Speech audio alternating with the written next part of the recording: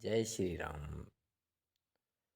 भक्तों, आज हम आपको रामचरितमानस की एक दिव्य चौपाई बताए हैं।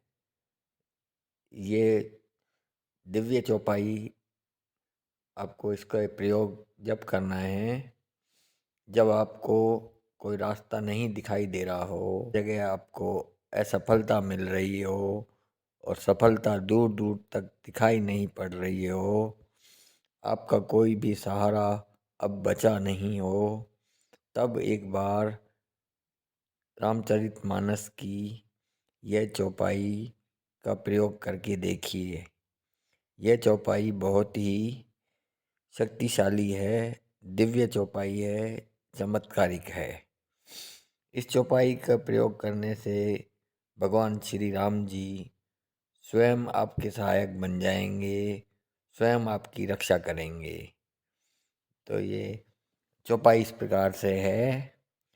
मोरे हित हरि सम नहीं कोऊ, एहि अवसर सहाय सोई होऊ।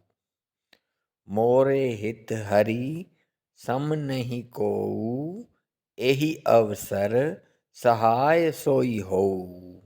मोरे हित हरि सम नहीं कोऊ, एहि अवसर सहाय सोई होऊ। मोरे हित हरि सम नहीं कोऊ, एहि अवसर सहाय